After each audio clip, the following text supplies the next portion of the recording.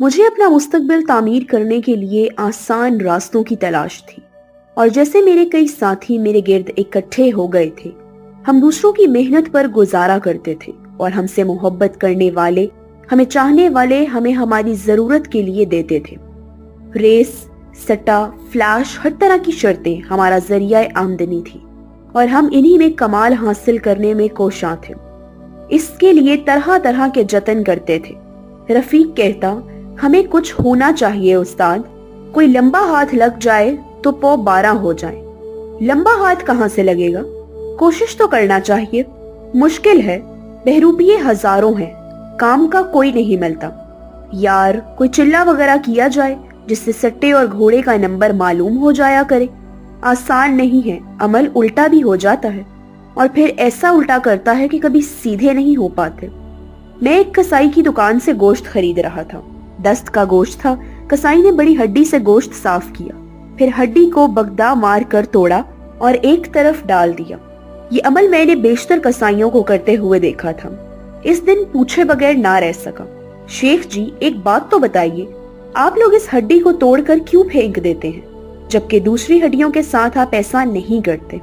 मियाँ जी, बाप दादा की रवायत होवे है, ये साबुत हड्डी सफली अमल करने वालों के काम आवे। बुजुर्गों का कहना है कि इसे हमेशा तोड़कर फेंकना चाहिए, इससे सफली अमल होता है। यही सुना है जी। सफली अमल कैसे होता है और ये हड्डी कहाँ इस्तेमाल होती है? इस बारे में तो कुछ मालूम नहीं, लेकिन जहन भटक गया था। दोस्तों से तस्करा किया तो उन्हें भी दिलचस्पी पैदा हो गई। एक जानने वाले बुजुर्ग से मुलाकात हुई और इनसे यही सवाल किया तो वो बोले, हाँ मियाँ, गंदे इल्म तो होते हैं, ईमान खोने में कितनी देर लगे है, मगर मुसलमान बच्चे हो, ऐसी बातों के बारे में सोचना भी गुनाह है। सुना और कान से उड़ा दिया। किसी सफली अमल वाले की तलाश शुरू कर दी। मेरा शहर बड़ा खूबसूरत था, जिंदगी से भरपूर, छोटी बड़ी इमारतों, बाजारों और सनतों से सजा हुआ। मशरिक में लहलहाते खेत हद निगाह तक चले गए थे। मगरिब में निगाह की हद से खूबसूरत पहाड़ी टीलों का सिलसिला शुरू हो जाता। रेस कोर्स मैदान इसी सिमत था और इसी तरफ से पीरफागन के मजार का रास्ता था। रेस में दौड़ने वाले घोड़ों का मुशाहिदा मेरा दिलचस्प मशगला था और अक्सर आम दिनों में भी इस तरफ निकल आता था। इस दिन भी ऐसा ही हुआ था। देर तक अस्तबल में बंधे हुए घोड़ों की नाजबरदारी देखता रहा, फिर यूं ही आवारागर्दी करता हुआ टीलों की तरफ निकल गया। खामोशी और सन्नाटा छाया हुआ था। दूर दूर तक किसी जहीरू का वजूद न था। छोटे छोटे पत्थर आवाज पैदा कर रहे थे। काफी दूर निकल आया, फिर एक तरफ नजर उठी और ठठक कर रह गया। वो इंसान ही था, बहुत छोटे कद का मालिक, सूखा बदन, घटा हुआ सर, ऊपरी बदन बरहना, निचले जिस्म पर छोटी सी धोती बंधी हुई, आंखें बंद किए हुए एक नुकीले पत्थर पर एक पांव से खड़ा था। दूर से इसका चेहरा साफ नजर नहीं आ रहा था। दिलचस्पी पैदा हो गई और तेज तेज कदमों से चलता हुआ इसके करीब पहुंच गया। मकरूसी शक्ल थी, बंदर की तरह उभरी हुई पेशानी, सांवला रंग। मेरे कदमों की आवाज सुनकर इसने अपना उठा हुआ पांव नीचे रख लिया। इतराफ में एक अजीब सी चरांद फैली हुई थी जो बदबूदार थी। वो मुझे देखने लगा। छोटी छोटी आंखों में अजीब सी शैतानी चमक फैली हुई थी। मुझे देखकर मुस्कुराया और अपनी छोटी छोटी चमकीली आंखों से मुझे देखता रहा। इसके चेहरे पर फैली हुई मुस्कुराहट भी शैतानत लिए हुए थी। न जाने क्यों मुझे अपने बदन में कुछ झरझरी सी महसूस हुई। रीढ़ की हड्डी में एक शदीद सर्द लहर दौड़ गई थी। काहे रे छोरा, काहे टुकर टुकर देखे है? इसकी बारीक सी आवाज उभरी जो इसकी शख्सियत से हम आहंग लगती थी। कौन हो तुम? मैंने संभल कर कहा और इसकी मुस्कुराहट गहरी हो गई। जो कोई भी हैं तेरे काम के, इसने मखसूस आवाज में जवाब दिया। साधु हो? मैंने इसके हुलिये को देखते हुए पूछा। तुझे क्या लग रहे हैं? इसने पूछा और मेरे जहन में बिजली सी चमक गई। हो सकता है ये साधु मेरे काम आ जाए। जहन में वो तमाम गंदे ख्यालात जाग उठे थे जिनके तस्वुर में दिन रात सरगर्दा रहता था। मैंने नरम लहजे में कहा, मुझे तुम्हारी तलाश थी। वो अपनी जगह से हटा और कुछ फासले पर पड़े दो पत्थरों के पास पहुंच गया और एक पत्थर की तरफ इशारा करके इसने कहा, बैठ जा। और मैं खामोशी से बैठ गया। तू का हमारी तलाश थी? हम भी तेरे लिए ही आए हैं। क्या मतलब? मैंने ताज्जुब से पूछा और वो खामोश होकर मुस्कुराने लगा। फिर बोला, तुझे हमारी तलाश काहे थी भाई? कोई बात तो होवेगी ना तेरे दिल में? तुम साधु हो, मुझे सट्टे वगैरह का नंबर बता सकते हो, ये बता सकते हो कि अब की रेस में कौन कौन से घोड़े अव्वल आएंगे। वो इस तरह हंस पड़ा जैसे इससे मुझे कोई इसी सवाल की तवक्को थी। कुछ देर खामोश रहने के बाद बोला, अगर हम तुझे एक घोड़े और एक सिट्टे का नंबर बता दे तो तेरा का भला हुई है। अरे काम करो सो पक्का। अगर तुझे जिंदगी भर घोड़े और सिट्टे का नंबर मालूम होता रहे तो का बुराई होए रे। पर बिट्टू, हर काम को करने के लिए मेहनत करना पड़ती है। मेरे दिल में दिलचस्पी और तजस्सुस पैदा हो गया। मैंने इससे कहा, मुझे क्या मेहनत करना पड़ेगी? एक इल्म होवे है जिसे तू अगर सीख ले तो यही समझ ले कि तेरी दौलत तेरे पैरों में ढेर हो गई। मेरा दिल धाड़ धाड़ धड़कने लगा। ये तसव्वुर तो न जाने कब से मेरे सीने में पल रहा था कि ऐसी कोई कुव्वत मुझे मिल जाए जिससे मैं दुनिया का अमीर तरीन आदमी बन जाऊं। मैंने किस कदर आजिजी से कहा, अगर तुम मेरा ये काम कर दो साधु बाबा तो मैं जिंदगी भर तुम्हारे कदमों में रहूंगा। अपना काम तुझे खुद ही करना होवेगा बिट्टू। बस ई समझ लो कि हम तेरी मदद करेंगे। तो बस यूं समझ लो कि आज से मैं तुम्हारा चेला। वो फिर इसी अंदाज में हंसने लगा। फिर बोला, मगर एक बात पक्की करनी होगी तुझे, जो हम कहेंगे वो करेगा, नहीं तो तेरा नुकसान हो जाएगा। मैं वादा करता हूँ कि तुम जो कहोगे वही करूंगा। तो फिर ठीक है, अभी हम कई दिन यहाँ रहेंगे। तो किसी और को हमारे बारे में मत बताना, वरना हमें पता चल जाएगा और फिर हम तुझे ना ही मिलेंगे। नहीं बताऊंगा। तो फिर सुन, एक हड्डी लानी होगी तुझे अमल करने के लिए। वो हड्डी जानवर के बाजू में होवे है, साबुत लानी पड़ेगी, कहीं से टूटी फूटी ना हो। मुझे एकदम शेख जी की बात याद आ गई थी और इस वक्त इस बात की तस्दीक हो गई थी। मैंने कहा, क्या तुम सफली अमल करोगे साधु बाबा? अब तू हमारे कान मत खा, जो कुछ हम करेंगे वो तेरी आंखों के सामने ही होगा। पर एक बात फिर कहें तुझसे, बात करियो सो पक्की। हम कच्ची बात करने वाले को छोड़ते नहीं हैं। मैं भी पक्की ही बात करता हूँ साधु बाबा। नाम क्या है तुम्हारा? बस रे, जो नाम तू रख ले वही है। ये हड्डी तू कब लाएगा? कल ही। तो ठीक है, कल इधर आ जाइयो, हम इंतजार करेंगे। बस अब जा। मैं खामोशी से पत्थर से उठ गया और गर्दन झुकाकर वापस चल पड़ा। दिल की कैफियत अजीब हो रही थी, पांव लरज रहे थे। एक तरफ हल्का सा खौफ भी था और दूसरी तरफ बेपनाह मुसरत का एहसास भी। वाकई अगर मुझे ऐसी मुस्तकिल कुव्वत हासिल हो जाए तो फिर दुनिया देखेगी कि मैं क्या बन गया हूँ। खसूसी तौर पर इस बात को दिल में छुपाए रखा और इस बात के मंसूबे बनाता रहा कि हड्डी के हसूल के लिए क्या करना चाहिए। और एक ही तरकीब समझ में आई।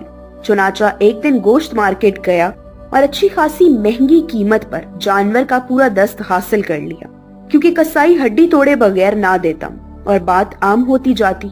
इसके बाद मैं इसे कागज में लपेट कर कंधे पर रखा और अपनी मंजिल की जानिब चल पड़ा। एक जगह टीले के करीब बैठ गया और पहले से साथ लाई हुई तेज छुरी की मदद से इस हड्डी से गोश्त साफ करने लगा। ये काम मुश्किल तरीन था और इसे साफ करते हुए तबीयत झक हो गई थी, लेकिन लगन काम कर रही थी और बड़ी मुश्किल से सही सालम हड्डी निकालने में कामयाब हुआ। ऊपर चीलें मंडला रही थी और गोश्त पर झपट्टा मारने के लिए नीचे परवाजें कर रही थी। कई बार इन्हें उड़ाना भी पड़ा। जब साफ सुथरी हड्डी निकल आई और मैं थक कर पसीना पसीना हो गया तो अपनी जगह से उठा और तेजी से वहाँ दूर हो गया। मेरे हटते ही चीलों के गौल गोश्त पर झपट्टे मारने लगे थे। मैं बर्क रफ्तारी से इसी जानिब जा रहा था जहाँ साधु मुझे मिला था। वो अपनी जगह मौजूद था। मुझे देखकर इस तरह मुस्कुराया जैसे इसे मेरे आने का यकीन हो, और फिर इसने बड़ी चाहत से वो हड्डी अपने हाथ में ले ली। दोनों हाथ फिजा में बुलंद किए, आंखें सूरज पर गाड़ दी और न जाने क्या क्या बुड़बुड़ाता रहा। देर तक इसी अमल में मसरूफ रहा और इसके बाद इसने वो हड्डी एक पत्थर पर रख दी और मुझसे बोला, अब तू कल शाम ढले हमारे पास आना। परसों जुमेरात है ना? हाँ, कल जरूर आ जाना, वरना फिर तुझे एक हफ्ता इंतजार करना पड़ेगा। किस वक्त आऊं मैं तुम्हारे पास? कोई 6 बजे, इसने जवाब दिया और मैंने गर्दन हिला दी। वो बोला, जा अब भाग जा, ज्यादा देर रुकना अच्छा नहीं होगा। मैं वहां से वापस चला आया। बस यूं लग रहा था जैसे मेरा काम बनने ही वाला है। यार दोस्तों से मुलाकात भी हुई, लेकिन ये कोई बताने वाली बात नहीं थी। वैसे भी मुझे इसने मना कर दिया था। अगर इन्हें बता देता तो वो सब भी साधु बाबा की तरफ दौड़ पड़ते, लेकिन बड़ी बेचैनी रही थी और बड़ा तजस्सुस था। दूसरा दिन भी न जाने किस तरह काटा। तैयार हुआ और जैसे ही 4:30 बजे घर से निकल आया। साधु बाबा का ख्याल दिल में था। वक्त गुजारता रहा और मुकर्रर वक्त पर वहां जा पहुंचा। साधु के सामने इस वक्त न जाने क्या अला बला रखी थी। एक तरफ छोटी छोटी लकड़ियां आपस में जोड़कर रखी गई थी और इनमें मध्यम मध्यम आग सुलग रही थी। वही चरांद और बदबू फिजा में फैली हुई थी जो पहले दिन मैंने महसूस की थी। बूढ़े साधु ने मुझे देखकर अपने मखसूस अंदाज में मुस्कुराते हुए कहा, मैंने अपना काम कर लिया है, अब तेरा काम बाकी है।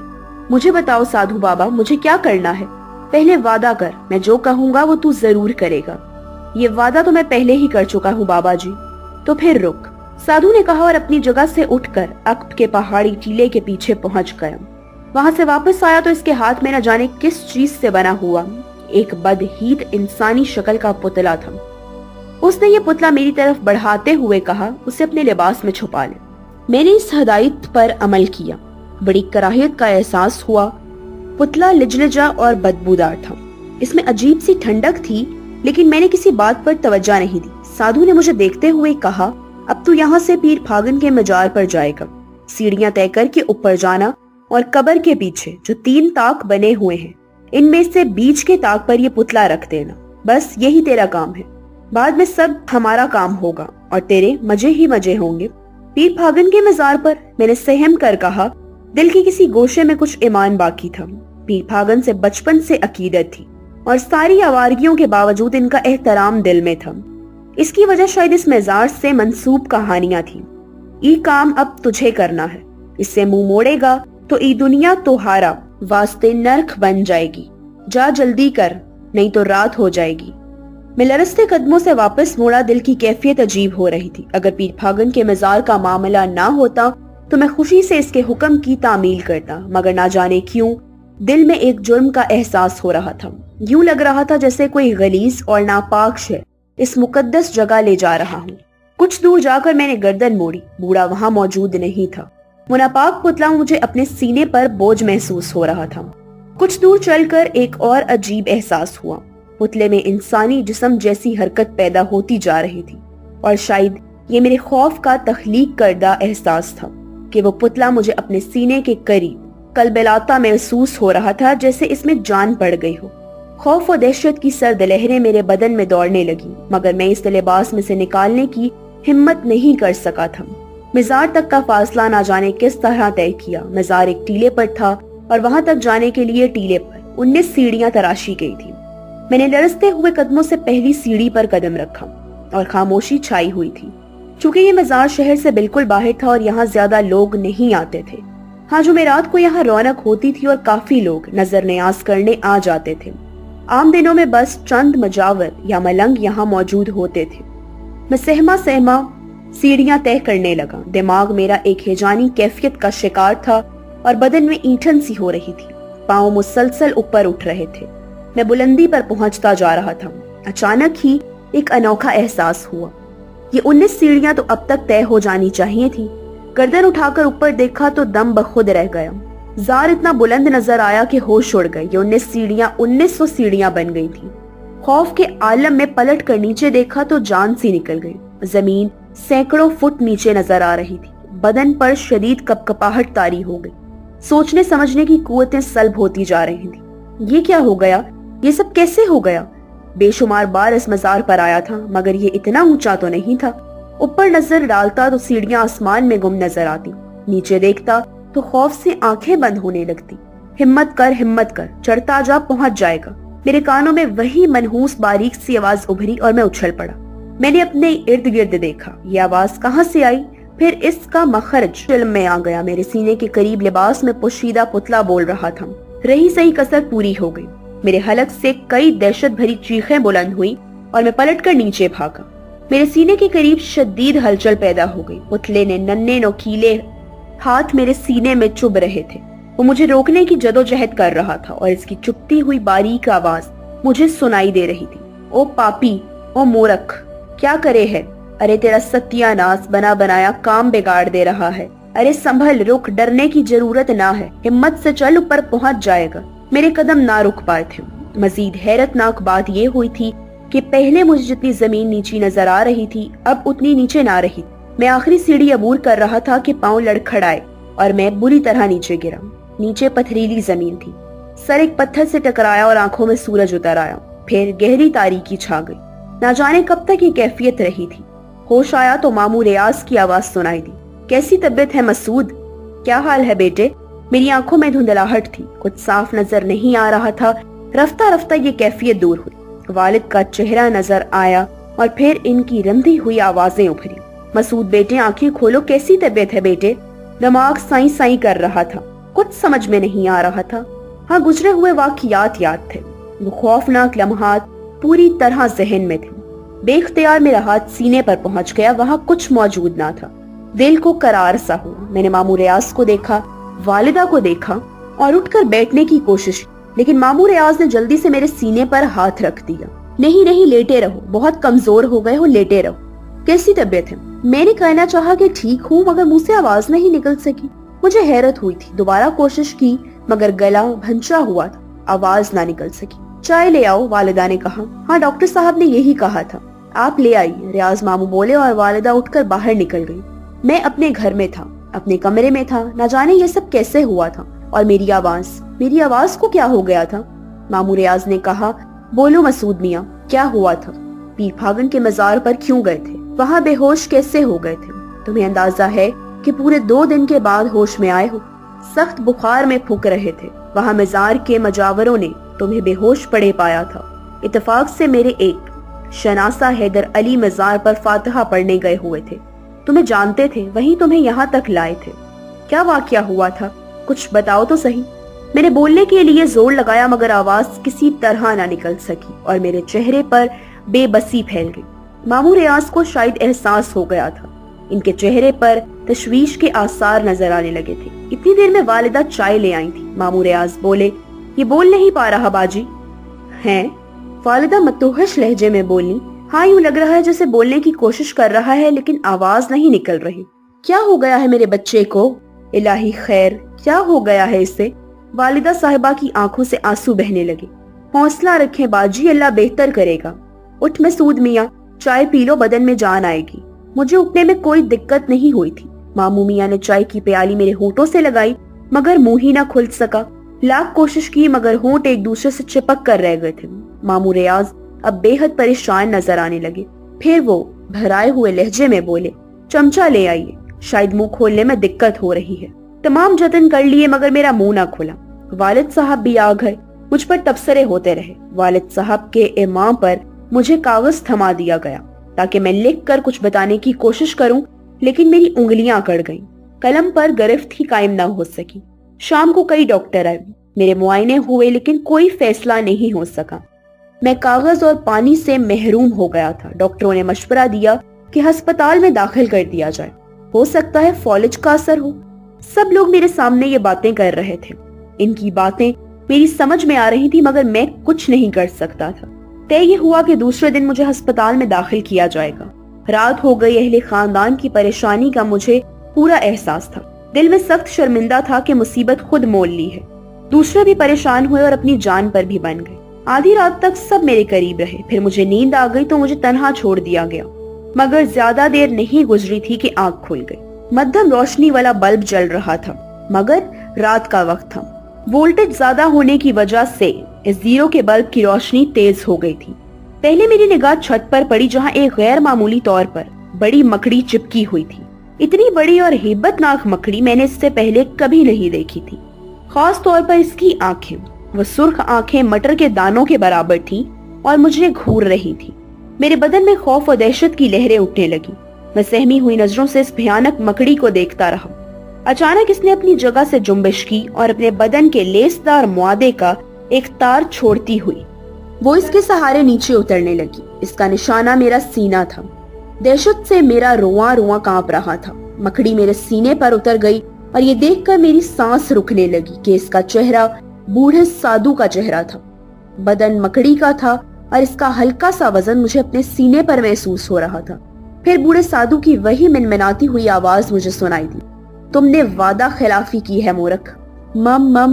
मैंने मेरे मुंह से निकला और अपनी आवाज खुल जाने पर मुझे सख्त हैरत हुई। तुझसे पहले ही कहा था मैंने, मुझसे काम लेना है तो हिम्मत करना होगी। पहले मेरा काम करना होगा, इसके बाद संसार में तेरे लिए इतना कुछ होगा कि तुझसे संभाले ना संभाला जाएगा। दौलत तेरे सामने कूड़े के ढेर की तरह पड़ी होगी। तू मुंह से जो बात निकालेगा पूरी होगी। अब भी जो मैं तुझसे कहता हूँ यही कहता हूँ। पुतला वहाँ पहुँचा दे जहाँ मैं चाहता हूँ। तेरा काम खत्म हो जाएगा और अगर तूने ऐसा ना किया तो। आखिर तू कौन है? मैंने हिम्मत करके पूछा। मैं तेरी खुशबख्ती हूँ मूर्ख। मेरा ये काम एक मुसलमान ही कर सकता था, वो मुसलमान जो खुद मेरे पास आए, मुझसे कुछ लेना चाहे। तू नहीं जानता कि पुतला वहाँ पहुँच गया तो मुझे क्या मिल जाएगा, और तू खुद ही तो आया था मेरे पास मुझसे अपना काम करवाने। तूने हड्डी ला कर दी थी मुझसे गलती हुई थी, मुझे माफ कर दे, मेरा पीछा छोड़ दे। मैं एक पाक बुजुर्ग के मजार पर तेरी निजासत नहीं ले जा सकता। और फिर तुझे भी मालूम हो गया होगा कि मैं मजार पर जाने के रास्ते बंद हो गए थे। सीढ़ियां इतनी ज्यादा हो गई थी कि मैं ऊपर पहुंच ही नहीं सकता था। भूल है तेरी, तूने तो 9 सीढ़ियां चढ़ी थी, 10 बाकी रह गई थी। बस तेरी आंखों को धोखा दिया था मियाँ जी ने। थोड़ी सी कोशिश करके ऊपर जा सकता था। ये हिम्मत तो करनी है तुझे। नहीं साधु, मैं ये काम नहीं करूंगा। अब ये नहीं हो सकता बालक, ये तुझे करना ही पड़ेगा। सुन बालक, मैं तुझे 3 दिन देता हूँ। इन 3 दिनों में मैं तुझे समझाऊंगा, और फिर भी तेरी समझ में नहीं आया तो वो देखेगा जो तू ना देख पाएगा। खून के आंसू रोएगा और तेरे आंसू पोंछने वाला कोई ना होगा। जा, ठीक है? समझ में आ जाएगा तो इसी जगह मेरे पास आ जाना, और ना समझ में आए तो मकड़ी मेरे सीने से उठ गई और इसी तार के जरिया ऊपर जा रही थी। मैं इसे देखता रहा, वो छत से चिपक गई थी। फिर इसका हुज्जम छोटा होने लगा और फिर वो एक नन्ना मुन्ना सा धब्बा बनकर रह गई। आहिस्ता आहिस्ता ये धब्बा फिसलने लगा। फिर एक जगह दीवार से उतरकर खिड़की के रास्ते बाहर निकल गई। खौफ और दहशत अब मेरे लिए बेमायनी हो गए थे। जो कुछ निगाहों से गुजर चुका था वो खुद मेरे लिए नाकाबिले यकीन था, लेकिन कसूर मेरा ही था। इतना बेअकल नहीं था कि अच्छा बुरा ना समझता। लालच ने आंखें बंद कर दी थी और काले जादू का सहारा लेकर तकदीर बनाने की कोशिश की थी। किसी से कुछ कहता भी तो क्या। ठंडी आह भरकर सोच रहा था कि अब क्या करूं। अब तक शायद इस काले जादू के जेरे असर था और अब इससे आजाद हो गया था। बदन को ऐसी शदीद नकाहत का एहसास हुआ कि पूरे बदन में सनसनी फैल गई। जुबान तालू से चिपक गई क्योंकि पानी का एक कतरा भी हलक से नीचे नहीं उतरा था। हाथ पांव साथ दे रहे थे। जो पहले कैफियत पैदा हो गई थी अब नहीं थी। घर वाले बेचारे थक कर सो गए थे। अजीब सी कैफियत हो रही थी मेरी। मैंने इन्हें जगाना मुनासिब नहीं समझा। न जाने किस तरह दीवारें पकड़ पकड़ कर बावर्ची खाने तक जा पहुंचा। रोशनी जलाई और इसके बाद खाने पीने की अशिया तलाश करने लगा। खाना तैयार जरूर किया गया था, लेकिन जूं का तू रखा हुआ था। घर वाले बेचारे खुद अपनी परेशानियों का शिकार हो रहे थे। कोई खाना नहीं खा सका था। मैंने खुद ही पानी पीने की बजाय खाने पीने की कुछ चीजें निकाली और इन्हें खाने में मसरूफ हो गया। गालिबन बावर्ची खाने में होने वाली रोशनी और फिर बर्तनों की खड़खड़ाहट ने दूसरे लोगों को भी जगा दिया। वालिद साहब, इनके पीछे वालिदा और वालिदा के उफब में रियाज मामू बावर्ची खाने में पहुंच गए। उन्होंने ये हैरानकुन मंजर देखा और परेशान होने की बजाय खुश हो गए। वालिदा की मुंह से आवाज निकली, इलाही तेरा शुक्र है, भूख लग रही है मेरे बच्चे, तू पीछे हट, मैं तुझे खाना देती हूँ। नहीं अम्मी, मैंने खाना खा लिया है, बस एक गिलास पानी दीजिए, मैंने कहा, और इनके सब जर्द चेहरे खुशी से खिल गए। मुझसे छोटी एक बहन थी और इससे 1 साल छोटा भाई भी था। वो दोनों शायद नहीं जागे थे, लेकिन बाकी तीनों अफराद मेरे खाने से फारिग होने के बाद मुझे बड़े एहतमाम से अपने साथ ले गए थे। वालिदा ने अपने कमरे का बिस्तरा दुरुस्त किया। एक तरफ जाए नमाज बिछी हुई थी, इसका कोना मोड़ दिया गया था और इस पर तस्बीह भी रखी हुई थी। गालिबन वालिदा जाग रही थी और मेरे लिए दुआएं कर रही थी। वालिद साहब मुझे मुतजस्सस निगाहों से देख रहे थे। फिर उन्होंने कहा, बेटे अब कैसी तबीयत है? अब तो तुम बोल सकते हो ना? हाथ पांव भी ठीक हैं? जी अब्बू, मगर बेटे कुछ बताओ तो सही कि हुआ क्या था? ये बात तो मैं पहले ही तय कर चुका था कि इन लोगों को अपनी गंदी हरकत के बारे में कुछ नहीं बताऊंगा। मैंने खामोशी ही इख्तियार की तो रियाज मामू बोले, रहने दीजिए भाईजान, ये बिल्कुल सेहतमंद हो जाए तो हम इससे पूछ लेंगे। दिमाग पर जोर डालना मुनासिब नहीं है। तुम यूं करो मसूद मियाँ, यहीं सो जाओ बाजी के बिस्तर पर। किसी किस्म की कोई गरानी तो महसूस नहीं कर रहे? नहीं, अब मैं बिल्कुल ठीक हूँ। ये तो याद होगा कि तुम पीर फागन के मजार पर क्यों गए थे? वालिद साहब ने पूछा। शायद तजस्सुस इन्हें बेचैन कर रहा था, मगर मामू रियाज ने फिर मुदाखलत करते हुए कहा, भाईजान खुदा के लिए भी ये बातें रहने दें। आपको अंदाजा है कि कितनी मुश्किल से सूरत हाल दुरुस्त हुई है। वालिद साहब खामोश हो गए। मामू रियाज हमारे साथ ही हमारे घर में रहते थे। नाना नानी मर चुके थे। इनकी बस एक ही बहन थी जो मेरी वालिदा थी। मुझसे बस चंद साल ही बड़े थे। बड़े बाहिम्मत और मुखलिस आदमी थे, लेकिन मैंने इन्हें भी अपनी कारस्तानियों की हवा नहीं लगने दी थी। बहर तौर मुझे अफसोस था कि मेरी गलत हरकत की वजह से इन लोगों को परेशानी उठानी पड़ी। दूसरे दिन वालिद साहब भी दफ्तर नहीं गए। मामू रियाज ने भी छुट्टी कर ली थी। बहन और भाई भी घर ही थे और सब खुश नजर आ रहे थे।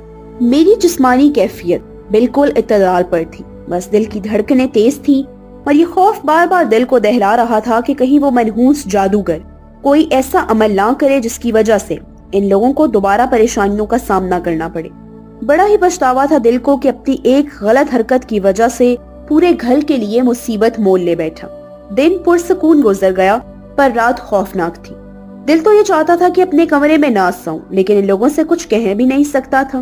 पूरा दिन चूंकि बेहतर गुजरा था, इसलिए अब वो लोग भी मुतमईन हो गए थे। बस कयासारियां जारी थी। अलबत्ता जब आंखें बंद हुई तो ख्वाबों ने मुझे घेर लिया। ऐसे ऐसे भयानक ख्वाब नजर आ रहे थे कि बार बार आंख खुल जाती थी। कभी मैं खुद को एक वीरान खंडर में देखता जिसकी दीवारें टूटी फूटी होती। मैं फर्श पर लेटा होता और छत से ईंटें निकलकर नीचे गिर रही होती। मैं इस खौफनाक मंजर से दहशत ज़दा होकर अपनी जगह से उठा और एक सतून का सहारा लेने के लिए इसे पकड़ा, लेकिन अचानक सतून ने भी अपनी जगह छोड़ दी। फिर बहुत सी इंसानी आवाजें मुझे सुनाई दी और मैं जाग गया। आवाजें दर हकीकत बाहर से आ रही थी। मैं हैरान सा होकर अपने कमरे से निकल आया। मैंने देखा कि घर के तमाम अफराद सहन में खड़े हुए हैं। तेज रोशनी हो रही है और सामने बाथरूम के करीब एक बड़े थाल में कोई चीज रखी हुई है जो सबकी निगाहों का मरकज है। मैं आगे बढ़ा तो वो सब मेरी तरफ देखने लगे। वालिदा दिल पकड़े हुए खड़ी हुई थी। मामू रियाज भी सहमे सहमे से नजर आ रहे थे। इस थाल में मैंने 2 काले बकरों के कटे हुए सर और एक बड़ी सी कलेजी रखी हुई देखी। इसके चारों तरफ खून के धब्बे बिखरे हुए थे। वालिद साहब ने परेशान लहजे में कहा, खुदा जाने क्या है ये सब, कुछ समझ में नहीं आ रहा। ये कहाँ से आया, आखिर ये क्या हो रहा है? मेरी समझ में तो कुछ नहीं आ रहा। अब बताओ क्या करें इन चीजों का? खुदा के लिए, ये तो सफली अमल का मालूम होता है। कोई हमारे लिए कुछ करा रहा है, मगर कौन? भला हमारा कौन दुश्मन हो गया? दुनिया में किसी से झगड़ा नहीं है हमारा। इलाही खैर, ये हमारे घर को क्या हो रहा है? वालिदा रंदी हुई आवाज में बोली। बहन भाई भी सहमे हुए अंदाज में खड़े थे। वालिद साहब ने मामू रियाज से कहा, मियाँ रियाज, हिम्मत करना होगी, मैं उठाता हूँ इन चीजों को, खामोशी से बाहर फेंक देंगे। पड़ोसियों को खबर होगी तो न जाने क्या कियास सराइयां करेंगे। मामू रियाज बहुत बाहिम्मत थे। फौरन ही आगे बढ़कर वो थाल उठा लिया। वालिद साहब ने दरवाजा खोला और रात की तारीकी में दोनों बाहर निकल गए। मेरी जुबान पर ताला लगा हुआ था। बहुत कुछ कहना चाहता था, लेकिन न जाने क्यों जुबान खामोश थी। जागती रातें तो अब मुकद्दर बन गई थी। इस पुरसकून घर में मुसीबत का बीज तो मैंने बोया था। एक खबीस सफली अमल के माहिर को मैंने अपना घर दिखाया था।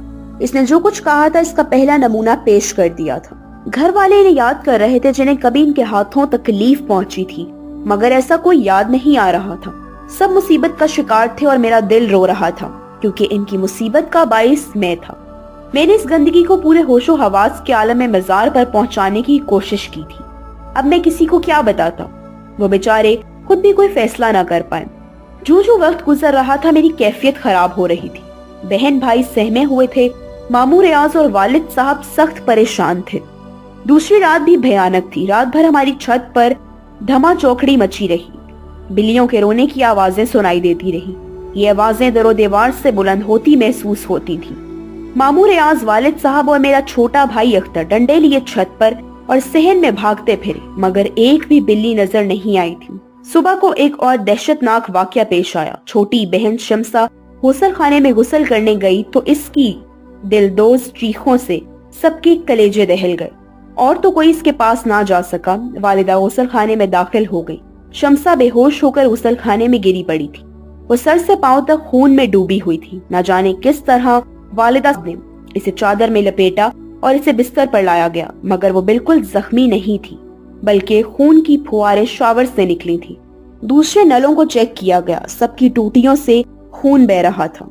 बकौल शख्स से हमारे घर में ताजा ताजा सुर्ख खून के दरिया बह गए थे। मामू रियाज ओवरहेड टैंक की तरफ भागे, मगर टैंक में शफाफ पानी के सिवा कुछ नहीं था। बाद में नलों की टूटियां भी साफ पानी उगलने लगी, मगर वो खून अपनी जगह एक मुस्तकिम हैसियत रखता था, क्योंकि जहां वो गिरा था अपनी खासियत के मुताबिक जमता जा रहा था। वालिदा साहब हवास बाख्ता हो गई। शमसा को मुश्किल से होश आया था और इसने यही बताया कि जो ही इसने शावर खोला इससे खून की धारें उबल पड़ी। गर्ज इस घर में परेशानियों के सिवा कुछ ना रहा। मैं सख्ते के आलम में था। मुझे खास तौर से परेशानी ना होने की तलकीन की जा रही थी, क्योंकि वो लोग मुझे बीमार समझ रहे थे। مگر میں ہی جانتا تھا کہ یہ بیماری ان سب کے لیے میں خود خرید کر لایا ہوں۔